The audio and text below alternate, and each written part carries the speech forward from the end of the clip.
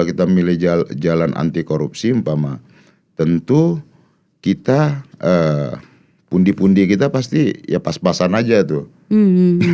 Paham. Iya kan, dengan yang lain pasti kita dianggap kere. Tapi bagi kita no problem. Hidup ini bukan persoalan kita harus banyak uang. Paling saya bisa peningkatannya tuh tidak langsung bisa drastis. Kenapa? Pertama satu, beberapa kewenangan otonomi daerah itu sudah ditarik kan. Ada yang ke provinsi, ada yang ke pusat. Ya. Contoh umpamanya di laut. Ya kan, wilayah otonomi kabupaten kota itu tidak lagi memiliki kewenangan di laut. Tapi masalah yang paling mendesak apa Bang? Di Tapanuli Tengah sendiri?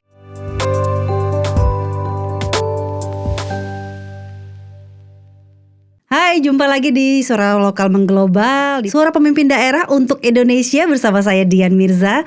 Dan di episode kali ini tamu istimewa kita datang jauh-jauh dari Pulau Sumatera. Dia dikenal luas sebagai sosok yang berani, tegas, vokal di kancah politik nasional. Tapi kini ia memilih pulang kampung untuk membangun tanah kelahirannya di Tapanuli Tengah. Siapa lagi kalau bukan Bang Bupati Masinton Pasaribu? Iya. Tas dulu dong. Iya. Makasih Mbak Dian. Kirain bawa koper kesini. Jangan nginep gitu. Aduh, thank you loh udah mampir kesini. Iya, makasih Mbak Dian. Makasih sama Mas Helmi Yahya. Terima kasih sudah diundang. Pasti dong. Siapa yang nggak tahu Masinton Pasaribu? Seorang Masinton tiba-tiba maksudnya memutuskan pulang kampung, maju pilkada. Apa ceritanya Bang? Ya putusan pertimbangan ininya sih ya. Tadi ya memang nggak ada niat sama sekali. Tapi kemudian karena masyarakatnya ingin perubahan. Dan masyarakat dengan perubahan tadi kemudian ya sudah ada putusan MK yang membuat persyaratan itu menjadi ringan, ambang batasnya diturunkan, kemudian partai politik yang sudah mencalonkan kemudian boleh menarik dukungan, nah kemudian ya dukungan masyarakat tadi. Nah sebenarnya kalau ditanya-tanya mau pilih ke sana apa masih tetap Jakarta? Saya mending milih tetap di Jakarta tuh. Iya kan? Tuh? Karena udah 3 periode. Ya bukan hanya karena DPR RI ya, tapi kan kita udah nyaman dengan suasana kehidupan di perkotaan lah gitu ya. Karena juga saya sejak kecil itu berproses ya dari Medan kemudian ke Jakarta dan gak terpikir kalau mau pulang tuh. Apa gitu, tuh kira-kira transisinya Bang Masinton dari Senayan ke Tapanuli itu ibaratnya dari udah bertahun-tahun di DPR sekarang bersentuhan langsung dengan masyarakat dan lebih sering. Iya, mau nggak mau memang harus intens turun ke masyarakat ya. Nah pada fase transisi ini memang ada banyak yang harus kita sesuaikan lah. Yang saya sendiri pun mau nggak mau harus menyesuaikan. Nah kemudian tuh ya ASN-nya juga kita aja untuk bisa menyesuaikan gitu loh, sehingga tuh bisa sama-sama tune in lah nantinya gitu kan. Karena percuma saya ngegas untuk berlari cepat tapi barisannya tidak bisa siap cepat. Maka saya mending berlari lambat, sembari ini saya ajak untuk berlari pelan-pelan sambil mengikutin gitu. Maka saya pun mencari titik keseimbangan loh biar bisa tune in tuh. Lama prosesnya Bang? Ya target saya, saya harus bangun pondasinya kuat. Maka tahun ini target saya adalah penataan di internal. Nah karena internal pemerintahan itu SDM-nya, kemudian sarana prasarananya pelan-pelan ya sesuai dengan kemampuan anggaran yang ada. Nah dengan begitu kemudian saya 2026 bisa mengakselerasi lah perlahan-lahan gitu ya. Tapi memang ya kita berhadapan dengan tuntutan masyarakat mungkin ya sebagian gitu ya. Yang ingin dia buru-buru cepat gitu kan. Cuman kan kondisinya nggak bisa kita paksakan untuk berlari nih. Ibarat mobil itu giginya masih gigi 2 lah kira-kira gitu. Belum bisa kita paksa personelnya naik ke gigi 3 apalagi gigi 4. Karena pasti itu kalau mobil yang manual pasti dia ngopling tuh. Iya. Jadi Bang gitu, Bupati yang menyesuaikan ya. Mau nggak mau kita harus menyesuaikan. Karena percuma kita berlari barisan birokratnya tidak ikut mengimbangi lari kita kan percuma tuh Mbak. Terpisah jadi ya kan. Oke, ini sebelum kita lanjut nih, kita flashback dulu. Kita kan lihat Bang Masinton ini seorang yang tegas gitu ya, vokal juga berani gitu. Nah, kalau flashback sedikit, apakah sosok Masinton kecil udah kelihatan bibit-bibitnya itu yang percaya diri? Apa prinsip, nilai-nilai yang diajarkan keluarga sehingga membentuk Masinton yang sekarang? Iya, ada banyak. Satu ya lingkungan gitu ya, terus kemudian ya keluarga pasti berpengaruh. Kemudian lingkungan ketika kita beranjak dewasa tuh ikut membentuk kita juga tuh. Umpama saya kebetulan tuh lingkungannya di teman-teman dunia aktivis pergerakan gitu kan. Kita terbiasa berdiskusi, membahas, kemudian tidak cukup hanya diskusi tapi kita implementasikan dalam bentuk aksi. Nah, sikap-sikap kritis tadi itu memang sudah terbangun gitu kan. Dan kemudian kita terbentuk itu ya mengalami proses lah, dinamika dan dialektika pergerakan di lapangan itu. Kalau Tan Malaka sebut itu ya terbentur. Benar. Nah itu keluarga dukung Bang dari awal? Ya kalau ditanya ya kenapa begitu ya pastinya ya enggak lah, yang dianggap nggak normal tuh dunia aktivis itu dulu dianggap nggak normal. Ini ngapain orang mikirin kerja kok ini mikirin yang beginian gitu kan. Jadi awalnya justru dari keluarga ada pergolakan juga gitu ya. Ngapain sih kerjanya demo-demo aja traktornya? Iya, tapi kan bagi kita ya kita jalan aja gitu kan. Kita ngambil satu sikap ya pilihan kan. Hidup itu kan pilihan. Kita memilih apa nih? Pertama kita memilih untuk menjaga integritas ya, mau nggak mau konsekuensi pilihan itu kan berdampak tuh. Nah harus konsisten menjalankan itu kan gitu kan. Terus kemudian kalau kita memilih kita harus komit dengan semangat anti korupsi. Nah kita harus kan konsisten dan itu. Tentu pilihan itu mengandung konsekuensi tadi. Mungkin kan gitu ya. Kalau kita memilih jalan anti korupsi umpama, tentu kita pundi-pundi kita pasti ya pas-pasan aja tuh. Paham. Iya kan. Dengan yang lain pasti kita dianggap kere. Tapi bagi kita no problem. Hidup ini bukan persoalan kita harus banyak uang atau apa. Iya kan. Tapi bagi saya tuh integritas itu jauh lebih sulit tuh. Nah namun itu harus dijalankan. Ya kan, karena kan kita ini harus konsisten. Bagi saya itu aja. Konsistensi itu, kita konsisten di situ. Ketika kita semangat kita anti korupsi ya udah tuh. Dalam setiap event kesempatan kita batasi diri untuk tidak tergoda iming-iming. Nah, itu. Melakukan kecurangan, terus kemudian mudah menerima sesuatu gitu kan. Nah, artinya apa? Bahwa ya kita harus konsisten di situ tuh. Kata kuncinya sih konsistensi aja tuh Mbak. Konsistensi, menjaga integritas. Tapi sebetulnya awal sekali masuk politik, apa yang dicari seorang Masinton? What is your dream? Ya kita punya mimpi lah tuh. Mimpinya sederhana aja. Mimpinya sama lah sama Mbak Dian. Mimpinya sama dengan anak-anak kecil. Mimpinya juga sama dengan anak-anak remaja. Mimpinya juga sama dengan anak-anak yang bertumbuh dewasa, dan mimpinya sama dengan orang tua. Gitulah ya. Jadi berlaku universal lah. Bagi kita apa mimpinya? Kita bicara tentang gimana sih buat keadilan. Nah itu aja tuh. Berlaku adil ya gitu tuh. Mana sih berlaku adil itu? Nah sehingga kalau kita komit di sana, maka seluruh sikap, tindakan ya harus adil dong. Kan gitu kan, adil untuk semua. Sesuai dengan visi misinya Pak Bupati ya, naik kelas dan adil untuk semua. Gitu. Nah kalau yang orang lain nggak tahu dari seorang Masinton, kan orang taunya ya abang ya politician, orang yang vokal segala macam. Apa hobi yang dilakukan kalau lagi nggak sibuk? Sibuk terus ya. Kadang orang lihat kita kadang suka salah tuh, dianggap kita mungkin terlalu serius. Iya kan? Benar. Atau mungkin lagi ini padahal Jiper enggak duluan ketemu politisi jiper duluan. Iya. Padahal kita ya sama aja dengan Mbak Dian, sama dengan yang lain, teman-teman pers yang lain, teman-teman siapapun lah gitu ya. Karena kita juga mungkin ya orang lihat kadang terkecoh, mimiknya serius banget. Padahal enggak. Padahal kita ternyata lagi menikmati suasana ini ya tuh.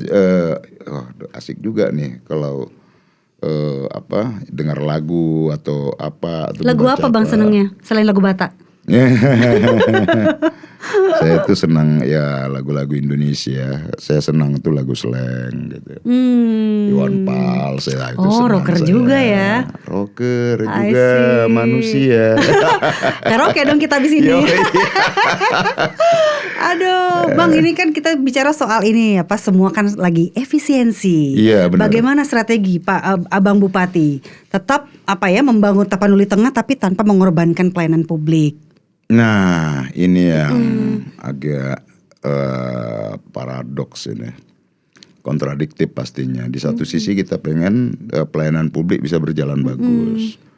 Tapi di sisi yang lain kita memiliki keterbatasan anggaran.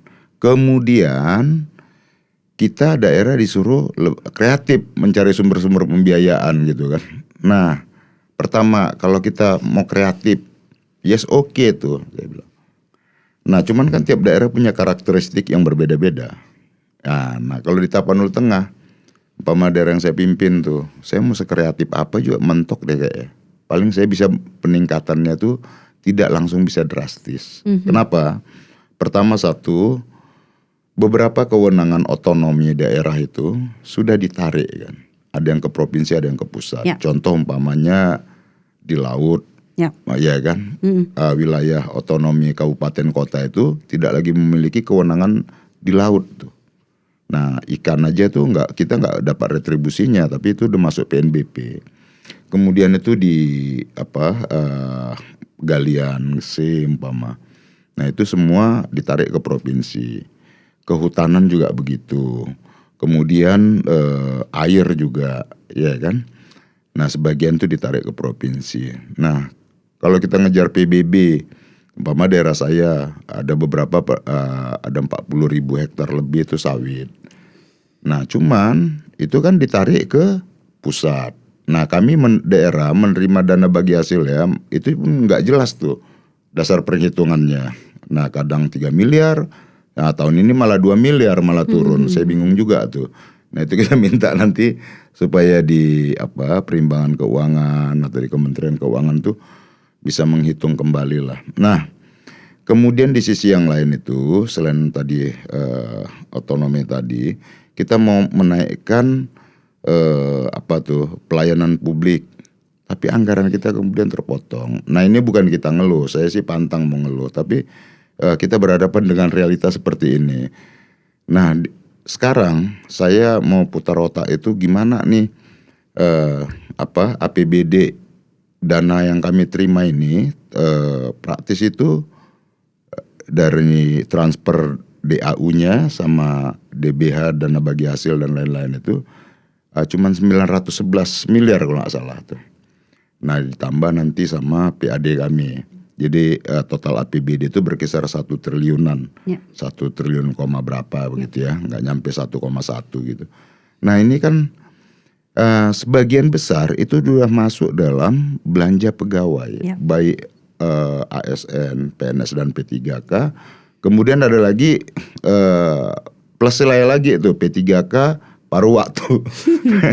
Nah, jadi saya hitung tuh 70% dengan biaya operasi pegawai gitu ya, kegiatan rutin 70% lebih itu sudah habis ke situ. Sudah terserap di sana ya. Nah, kemudian kita harus fokus ke pendidikan, pelayanan lainnya.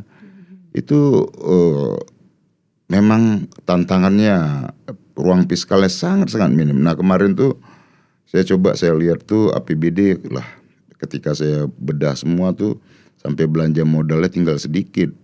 Kalau dihituin tuh bisa 10 miliaran. Nah, ini nggak masuk akal saya pikir gitu. Nah, maka nanti kami bedah kembali.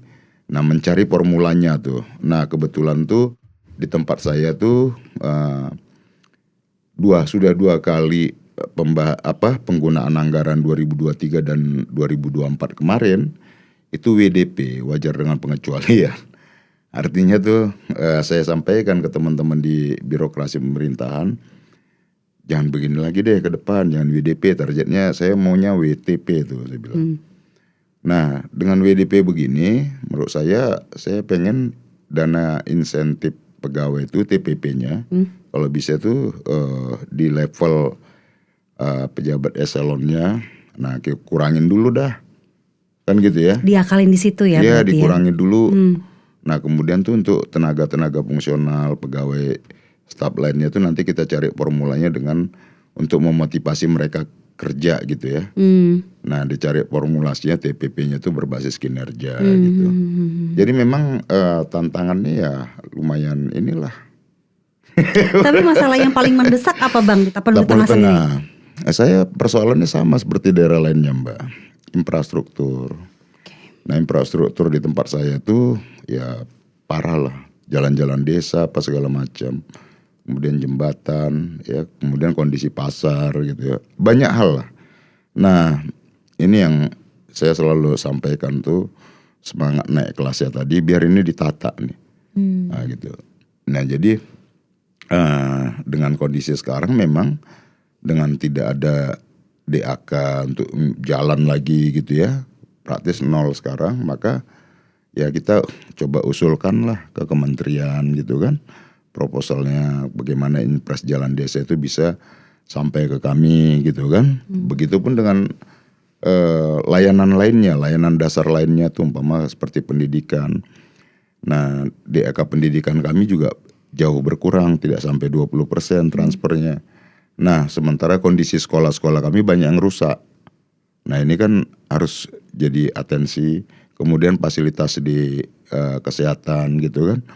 Bagaimana kami bisa mendorong puskesmas itu dia memiliki rawat inap sehingga tidak semua pasien itu bisa harus dirujuk ke kabupaten gitu ya. Nah kemudian tuh tantangan berikutnya adalah karena daerah Tapanuli Tengah itu secara geografis dia memanjang Mbak. Iya. Dari ujung utaranya itu berbatasan dengan Aceh Singkil, kemudian ke bawah itu ujung selatannya berbatasan dengan Tapanuli Selatan. Panjang garis pantai kami itu lebih kurang 200 km. Nah, kami baru punya satu rumah sakit umum daerah tuh tipe D, tipe C. Nah, sekarang sedang kami mengusulkan itu untuk pembangunan rumah sakit umum daerah tipe C agar bisa menjangkau wilayah yang memanjang ini tadi nih Mbak. Nah karena kalau sampai sekarang tuh kalau ada yang sakit dari ujung yang perbatasan Singkil Aceh itu harus dirujuk 4 jam. Jauh, iya. Gitu. Nah, keburu jadi, kritis. Iya, maka kami sedang mengusulkan untuk adanya pembangunan rumah sakit di daerah situ. Nah begitupun dengan yang selama ini fungsi pemerintahan itu tidak optimal, maka saya berhadapan dengan berangkat dari nol lama sekali. Nah umpama layanan pembuatan administrasi kependudukan dah, baik KTP, ya dukcapil lah ya, KTP, KK dan lain sebagainya. Nah itu terkonsentrasi di kota kabupatennya. Nah maka sekarang saya dorong tuh supaya di tiap kecamatan nanti bisa melakukan pelayanan itu. Tapi tentu dengan anggaran yang terbatas. Kemarin ketika efisiensi saya lakukan oke, baru bisa buat 2 kecamatan, anggarkan dulu deh saya bilang. Nah kemudian tuh persoalan sampah lingkungan. Nah dia penanganan sampah tempat saya itu ada masih open dumping tuh. Jadi tempat pembuangan sampahnya itu kemarin tuh udah disegel sama Kementerian Lingkungan Hidup. Maka saya bilang konsentrasi pada kebersihan. Kemarin itu ketika efisiensi saya upayakan bisa beli 2 truk, dulu deh sama bak amrol. Jadi sesanggupnya dulu aja ya berapa. Nah kemudian tuh mobil pemadam kebakaran. Nah itu kan harus pasang tuh buat semprot sama siapin air kan. Nah hasil efisiensi kemarin ya saya belikan satu-satu. Nah ketika umpama saya di ada Pak, ini ada anggaran untuk pengadaan mobil. Saya nggak ada, saya bilang. Saya pakai mobil yang Fortuner lama aja, saya bilang. Nah itu pengadaan mobilnya bisa beli bisa beli truk sampah. Jadi Nah bagi saya, dialokasikan ke iya, kepentingan publik dulu kan. Iya. Nah memang konsekuensinya saya 2 kali mogok tuh dengan mobil yang lama, tapi bagi saya no problem gitu kan. Bukan Masinton namanya kalau tidak bisa melakukan yang luar biasa ya. Nah Bang, ini kan kita tahu ya yang namanya mensinkronisasi program dari pusat gitu ke daerah itu kan itu tantangan tersendiri gitu ya. Salah satunya ya beberapa diantaranya MBG, terus Koperasi Merah Putih juga. Tanggapan Abang seperti apa? Iya, program Bapak Presiden Pak Prabowo itu sebenarnya pro rakyat banget tuh. Yang bagi saya secara ideologis ya PDI ya, marhain, ideologi marhain tuh rakyat kecil tadi ya. Program Pak Prabowo itu ya seperti itu. Nah cuman memang implementasi di bawahnya yang harus bisa sinkron tuh. Mensinergikannya seperti apa Bang? Kalau saya sih memandang tuh oke nih pro rakyat nih. Nah tinggal tuh saya motivasi di bawah tuh biar itu bisa bertumbuh.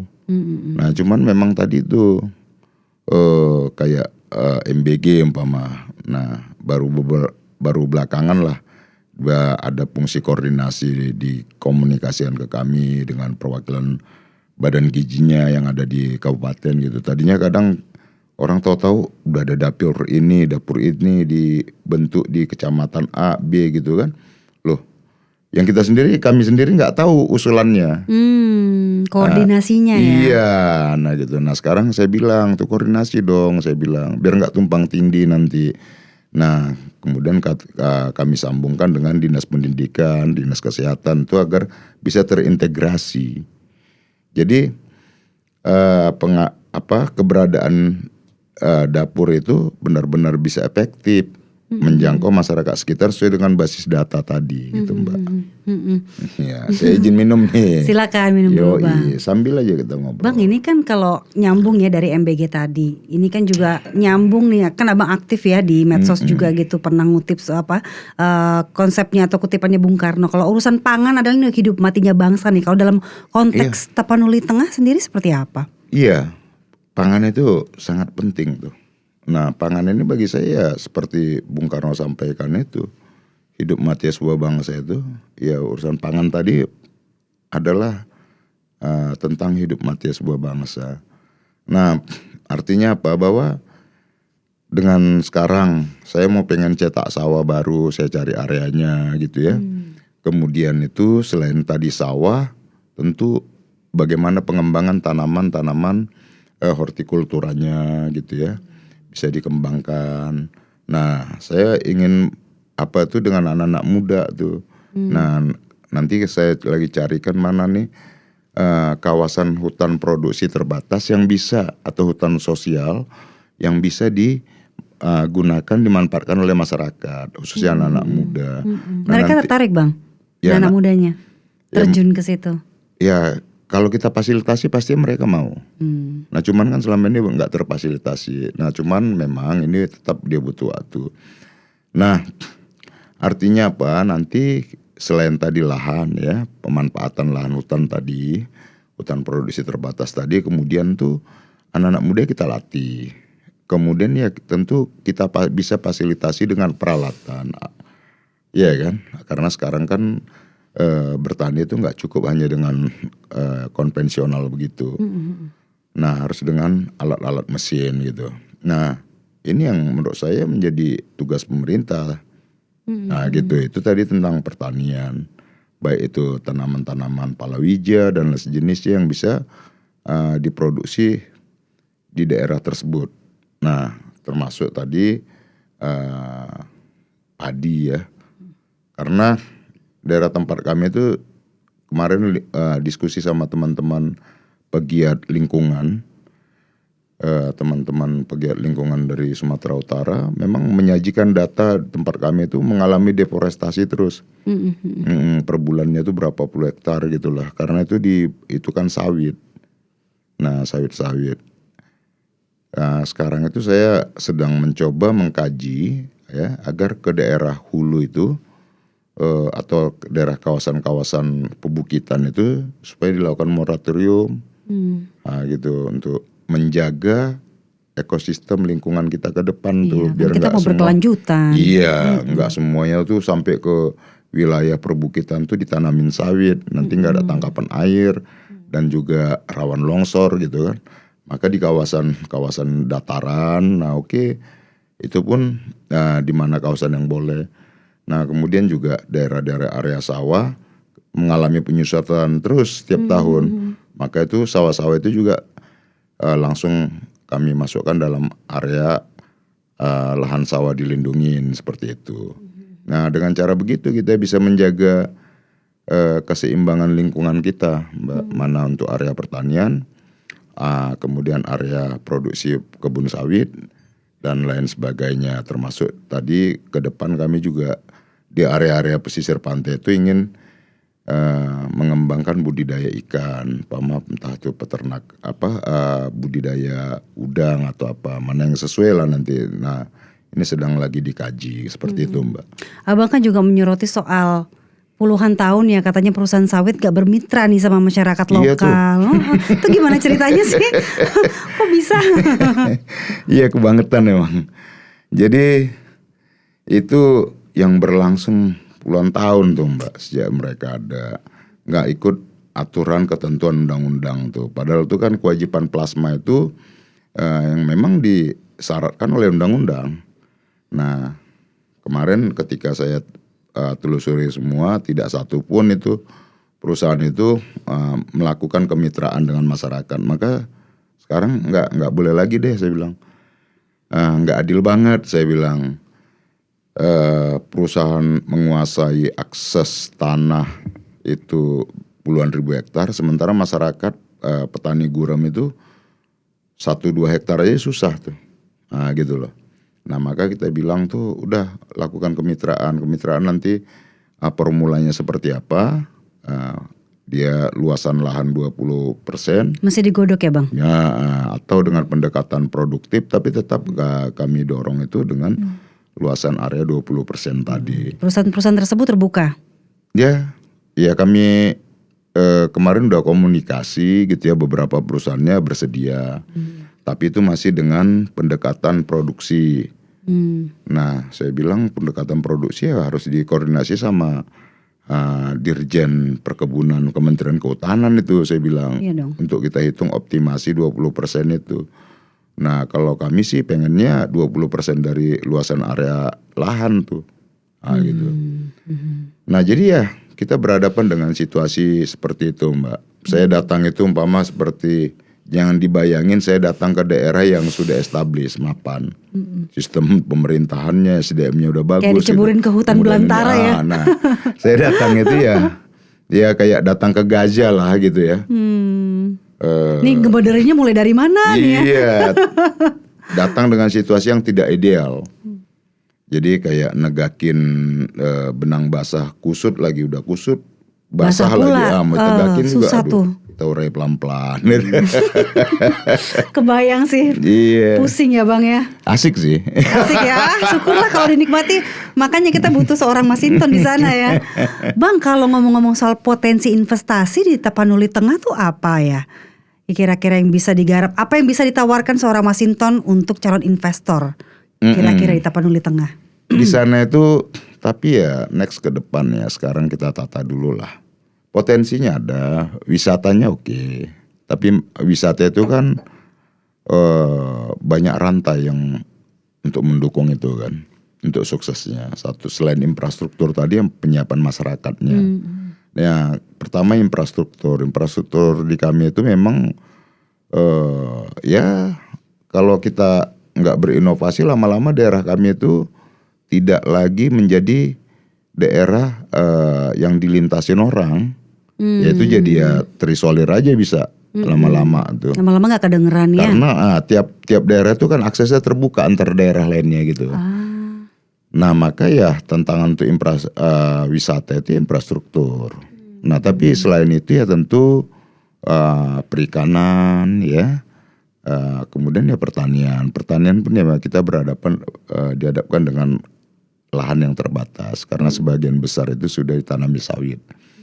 Nah, potensi-potensinya yaitu Kopi Barus ya, Pala Pesisir, Pulau Musala. Iya, pengembangannya nanti ke sana lah ya, ke wisata dan lain sebagainya. Tapi memang ada satu yang harus disikapi menurut saya ya, pemerintahan terkait tentang orientasi pembangunan.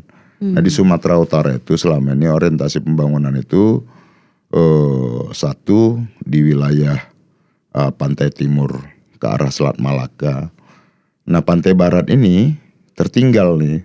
Pantai barat ini, umpama tempat kami itu, pantai barat berhadapan dengan Samudra Indonesia, Mbak, Samudra India itu. Jadi connectivity infrastruktur sebagai infrastruktur sebagai alat untuk menghubungkan satu daerah ke daerah lainnya ya. Jalanan tempat kami itu kecil-kecil. Entah itu baik itu jalan negara, jalan provinsi, apalagi jalan kabupaten. Listrik, akses internet aman? Internet masih banyak, ada beberapa area blank spot.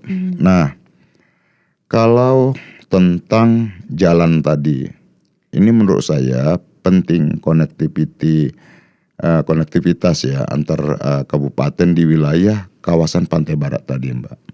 Antar umpama Tapanuli Tengah ke Tapanuli Selatan, Tapanuli Tengah ke daerah Humbang tetangganya, Tapanuli Tengah ke Tapanuli Utara gitu ya. Nah, konektivitas antar daerah ini yang masih jauh bayangannya, Mbak. Artinya itu kondisinya jalanannya masih kecil, sempit. Bahkan kalau jarak dari Tarutung ke daerah kami Tapanuli Tengah jaraknya dekat sebenarnya, tapi waktu tempuhnya lama banget. Karena tikungannya itu waduh 2 jam. 2 jam kita kayak digampari orang Jepang tuh. Plak pluk tikungannya parah. Sibolga Tarutung itu. Nah, jadi nah, ini yang maksudnya kami harus suarakan sama-sama pembangunan di kawasan pantai barat. Kalau kawasan pantai barat ini, Mbak, ini sudah menjadi punya jejak sejarah dulu. Jejak sejarah perdagangan kita, perdagangan di masa lampau pernah berjaya tuh. Jadi di awal abad Masehi. Ya. Jadi sudah ada kehidupan kosmopolitan tuh. Nah, yang itu sekarang sedang dilakukan penelitian oleh BRIN. Yang menetapkan di wilayah Tapanuli Tengah itu ada namanya daerah Badiri, ditetapkan itu situs Bongal namanya. Itu sebagai wilayah konservasi, eskapasinya BRIN untuk melakukan penelitian tentang perdagangan komoditi komoditi ini kita ya, tanaman-tanaman kita baik rempah maupun tanaman-tanaman seperti kapur, kemenyan tuh di masa lampau, dan sudah ada kehidupan yang kosmopolit di daerah Tapanuli Tengah itu yang namanya situs Bongal itu sudah berproduksi situ, Mbak.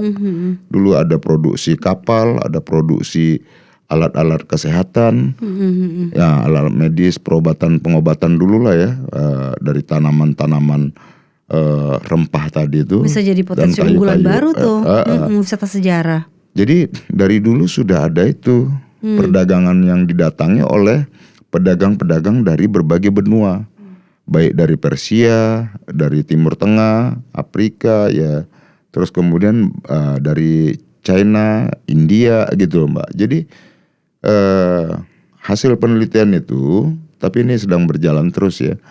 Nah, saya pernah diskusi sama penelitinya, Profesor apa waktu itu namanya dari BRIN, menyampaikan bahwa ini dulu Bongal ini pernah menjadi seperti Singapura di masa lampau lah, Singapura konteks kekinian gitu ya, seperti yang sekarang itu artinya sudah menjadi pusat perdagangan dunia dulu kira-kira gitu ya, dari berbagai bangsa. Dan anak muda banyak yang belum tahu, ini bisa jadi potensi unggulan baru, Bang. Iya, dan sekarang sedang melakukan penelitian terus tuh, Mbak.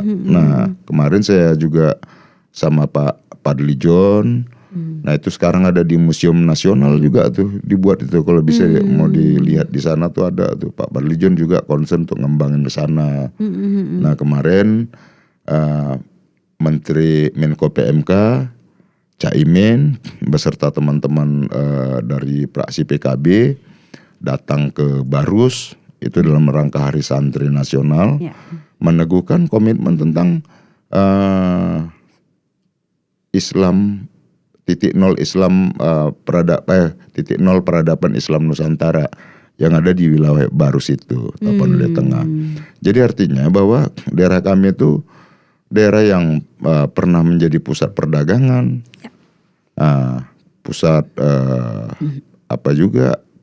kebudayaan dan lain sebagainya. Tapi ya kemudian dengan konteks sekarang ya orientasi pembangunannya itu ya kami ya tertinggal.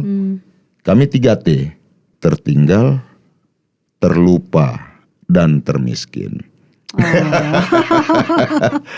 Kan 3T biasa tertinggal, terluar, termiskin. Nah kami itu daerah tertinggal, terlupa, termiskin. Terlupanya karena itu tadi kami pernah berada pada fase sejarah peradaban kita yang kita pernah menjadi tempat pusat perdagangan global pada saat itu di eranya gitu. Maka dulu kan orang bilang tuh terkenal kapur Barus gitu ya.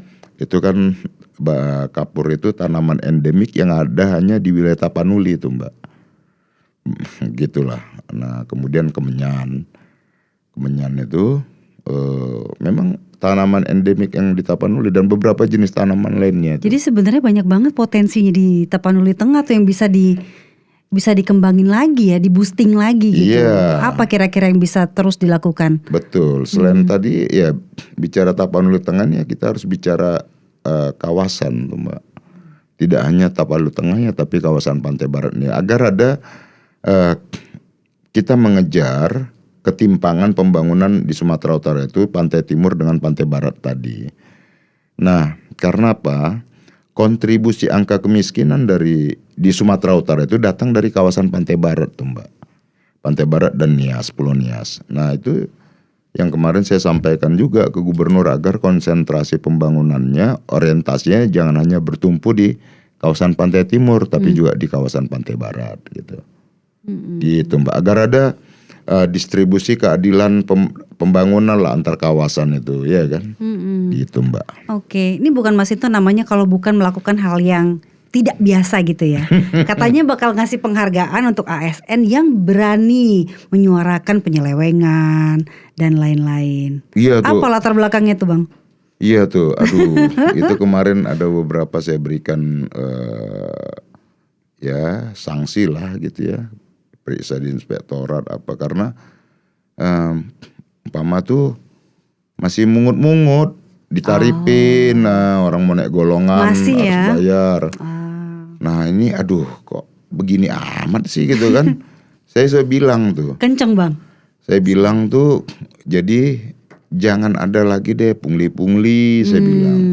Kemudian itu saya terapin tuh nggak ada. Saya mencari orang yang kerja tuh. Jabatan tuh bukan sekedar untuk didudukin, tapi jabatan tuh digunakan untuk kerja.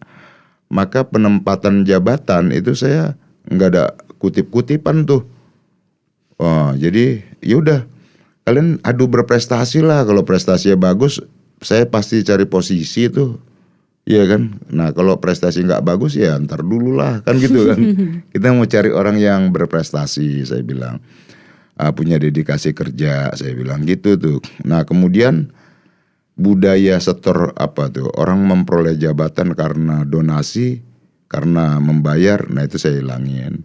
Nah kemudian problem mendasar lagi adalah problem di desa, tata kelola dana desa. Nah saya sampaikan tuh desa itu adalah instrumen untuk membangun kesejahteraan di masyarakat tuh, ujung tombaknya tuh desa tuh saya bilang. Dana desa kelolalah dengan benar.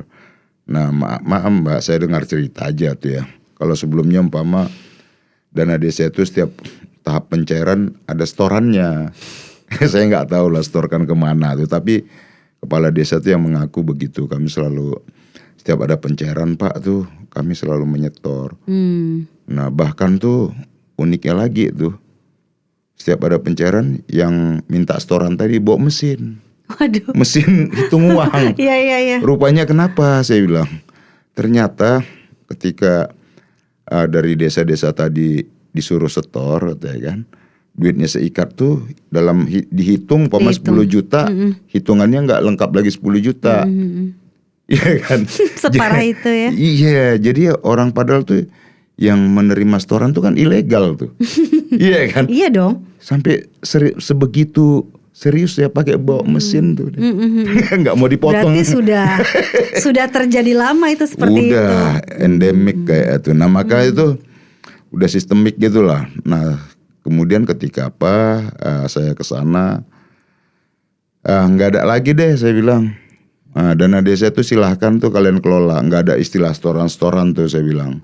Saya bukan nggak butuh duit, dia bilang, tapi duitnya nggak gitu juga lah saya bilang gitu kan. Diperuntukkan untuk hal yang lain yang lebih Iya, berguna. gunakanlah itu untuk kegiatan membangun di desa saya bilang. Nggak usah ada setoran-setoran. Kemudian selain setoran tadi, desa itu masih dibebani dengan BIMTEK tuh Mbak. Oh ya? BIMTEK itu sebenarnya modus aja. Iya. Bisa mainin anggaran di situ. Nah kemudian saya sampaikan, nah, di era saya BIMTEK itu benar-benar itu adalah untuk peningkatan kapasitas.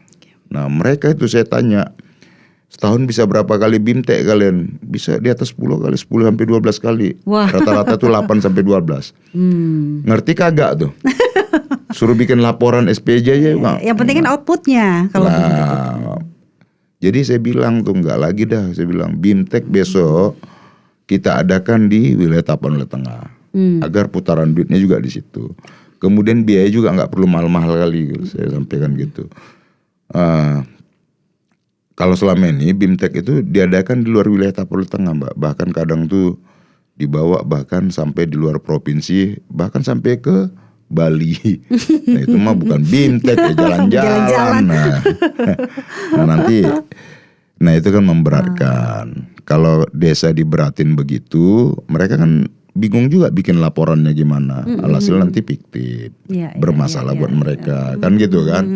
Maka saya bilang tuh udah kita hilangin yang begitu-begituan tuh. Yang membuat kalian nanti menjadi masalah ke depan tuh. Halal gitu ya kita tata begitulah. Artinya bagi saya adalah melakukan transformasi tadi itu Mbak, dari yang tadinya ya cak kadut ya kita tata lah, dan kemudian tuh transformasi bukan hanya dalam bentuk kerja tapi juga dalam aspek nilai, perilaku, mindset, tata kelola ya, mindset segala gitu loh Mbak. Ini juga mungkin salah satu cara ya dari visi misinya Bang Masinton soal adil untuk semua, terus naik kelas. Apa harapan besar dari visi misi ini Bang Masinton? Harapannya adalah karena saya melihat kebetulan saya lahir di sana tuh Mbak, tapi 3 tahun saya udah dibawa merantau orang tua ke Medan gitu ya. Dan sejak kecil saya sejak sekolah itu udah dibawa orang tua pulang, ngeliatin nenek gitu kan, ngeliatin opung lah dulu.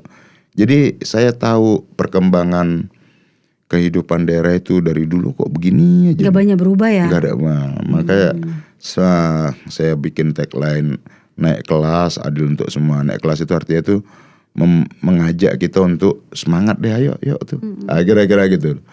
Ayo dong, jangan terkungkung begini kayak katak dalam tempurung, saya bilang.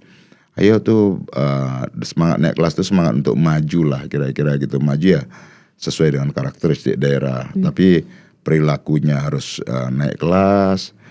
Karakteristik orang Tapanuli Tengah seperti apa Bang? Jadi penasaran. Karakteristiknya moderat Mbak.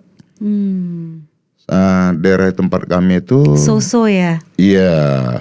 Nggak ngotot orangnya? Dia dipersatukan oleh adat budaya gitu. Jadi tempat saya itu majemuk dia Mbak, toleran. Karena wilayah pesisir ya. Wilayah pesisir ini kan dia interaksinya dengan dunia luar itu sudah terjadi gitu kan. Biasa di wilayah pesisir.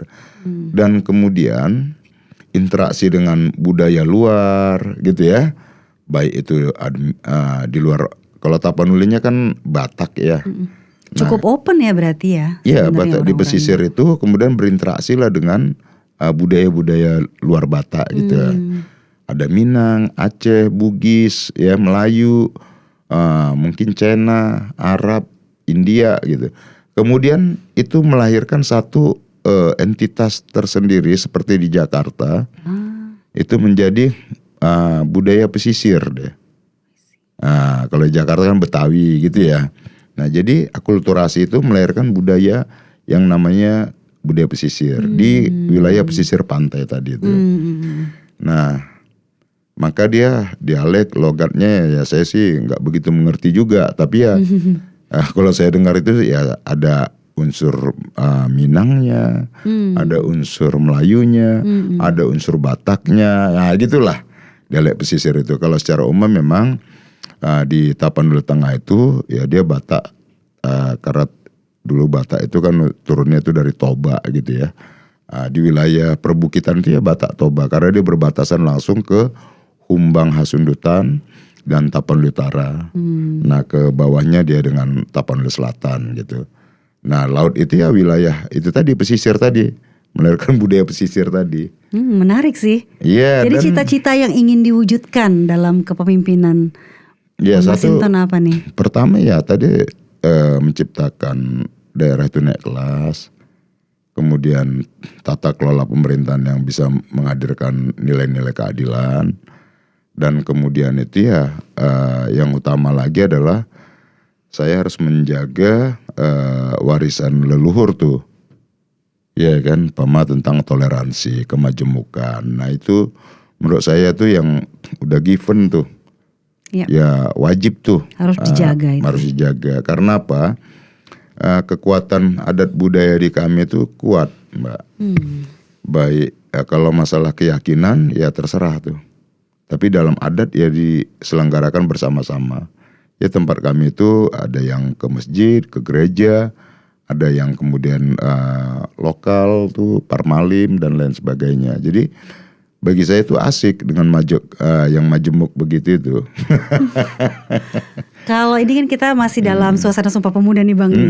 Pesan-pesan nih terutama untuk generasi muda di Tapanuli Tengah supaya daerah ini makin maju, makin dikenal dan tidak terlupakan. Iya, saya kalau dengan anak muda itu saya senang. Karena anak-anak muda ini yang selalu update dengan zaman. Nah gitu loh. Kalau dengan anak muda itu ya saya selalu memang masa depan itu ya anak muda. Nah tentu anak muda sekarang itu ya kalau kata Bung Karno kan berikan aku 10 pemuda maka akan kuguncangkan dunia. Tetapi kan pemuda yang mana dulu? Kan gitu ya. Kan bukan hanya muda dalam arti usia,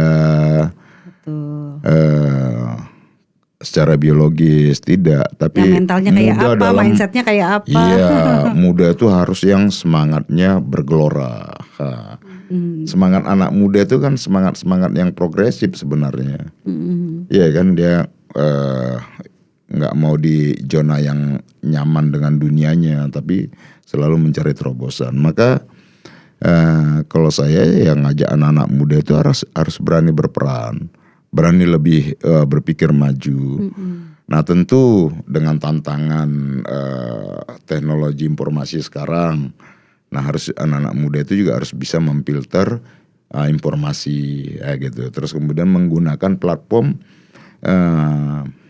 platform dalam dunia digital tadi itu untuk lebih produktif. Nah kemudian bisa menyaring informasi. Dan juga sekaligus itu tempat hari ini di mana dunia dalam genggaman kita yang kita bisa belajar apa saja tuh. Ya. Maka kita gunakanlah untuk belajar yang lebih produktif, membuat kita berkembang dan maju. Jangan cuman hanya menggosip. Sayang tuh sosial media atau platform lainnya tuh kita gunakan hanya untuk menggosip aja. Setuju banget. Iya. Apalagi termakan hoax ya Bang ya. Waduh, jangan sampai. Ada program khusus nggak Bang buat anak-anak muda di sana? Ya itu nanti kita coba bikin pelatihan lah, pengembangan kapasitas, kemudian entrepreneurship ya Bang ya. Iya, entrepreneurship itu menjadi sangat penting tuh. Jangan semua bertumpu seperti selama ini. Kadang ya Mbak ya, di daerah-daerah itu kadang mungkin di satu sisi tuntunan orang tua juga, anaknya harus pegawai gitu kan. Nah kan sekarang udah nggak eranya nggak begitu lagi itu. Jiwa entrepreneurnya tadi ya kan, kewirausahaannya itu harus muncul. Bahwa untuk hidup itu nggak yang bukan hanya jalur pegawai gitu. Ngapain juga kadang harus nunggu, menurut saya habis waktu. Mending jadi usaha ya. Tapi ya kalau mau memilih jadi pegawai silakan. Tempuh jalur kepegawaian, tes, kalau ya lulus ya jadi mengabdi. Kalau tidak nggak usah dipaksain juga. Setuju. Ambil jalur itulah tadi, wira swasta. Itu menurut saya jauh lebih oke ketimbang kadang orang-orang tua tuh memaksakan anaknya harus pegawai. Iya kan? Bahkan kadang harus bayar. Yang menurut kita sih udahlah, sekarang tuh anak-anak tuh kasih untuk dimotivasi untuk berkembang dan nggak harus melulu jadi pegawai. Sesuai gitu. dengan potensinya. Iya benar. Wirausaha itu atau wira swasta juga jauh lebih asik tuh. Iya kan? Bisa bertumbuh. Kalau pegawai kan udah flat aja terus gitu ya, sesuai pengembangan karir. Gitu. Karena orang tuanya lihat pengen yang nyaman aja, yang aman. Iya. Kasih aja tuh anak-anak itu ya bertumbuh dengan dunianya. Setuju. Iya, dan tentu anak-anak muda itu juga nggak pengen deh hidup susah. Dan banyak jalan lain ke Roma ya Bang ya. Gak harus jadi ASN. Bang, itu sebenarnya pertanyaan terakhir, tapi aku jadi penasaran nih, karena kan orang lihat termasuk saya ya, Bang Masinton itu orangnya kan selalu ceria, selalu kuat gitu. Pernah down dan sedih gak sih? Enggak. Enggak mau. Enggak boleh. Lawan ya. Iya, harus semangat. Tapi pernah dong punya lowest point in your life? Ya, dalam kehidupan itu ya kita pasti ada dalam titik yang menurut kita kadang kita sedih gitu kan. Ya sedihnya ya mungkin kehilangan teman, atau lingkungan keluarga atau apa, ya paling di titik itu aja. Itu pun sebentar. Gimana caranya supaya nggak sedih lama-lama? Ini kan juga buat anak-anak muda nih ya kan, kalau lagi down gimana caranya bangkit ya? Iya harus bangkit dong, cari aktivitas lain. Kalau saya apa begitu ya saya sambil baca-baca, kalau enggak baca buku. Iya, saya alihkan saja tuh, yang membuat kita termotivasi melakukan aktivitas kembali, semangat, rutin terus. Kalau setiap hidup itu kan pasti ada tantangan lah Mbak. Ada problemnya masing-masing lah kehidupan itu ya kan. Pastilah. Iya, kalau saya pertama itu kita hidup itu karena harapan. Iya kan? Maka kita harus menjaga asa atau harapan tadi itu. Nah, harapan ini yang menjaga semangat kita Mbak. Yang memotivasi kita untuk tetap semangat. Ya, nah prinsip saya itu aja tuh. Harapan yang membuat kita semangat dan termotivasi. Iya, karena kita tetap menjaga harapan tadi ya kan. Keren. Oh iya, kita ada harapan nih. Nah kalau kita melakukan ini kita ada hope nih kemari nih. Gitu kan. Sehingga kita termotivasi, terdorong terus. Makanya buat anak-anak muda jangan galau, jangan sedih. Itu dia, asanya harus dijaga ya Bang ya. Iya. Aduh, thank you banget, banyak banget nih yang dari diskusi ini yang kita dapetin nih. Semoga bermanfaat. Iya, makanya pengennya sih 2 hari ya. Soalnya kalau ngomong sama Bang Masinton nih, tanya satu, panjang ceritanya, jadi panjang. Terima kasih sudah mampir di Suara Lokal Mengglobal. Semoga semua impian dan harapannya untuk Tapanuli Tengah terwujudkan. Amin. Lancar semuanya. Terima kasih Bang, sukses selalu untuk Abang. Terima kasih Mbak Dian. Thank you. Sukses selalu.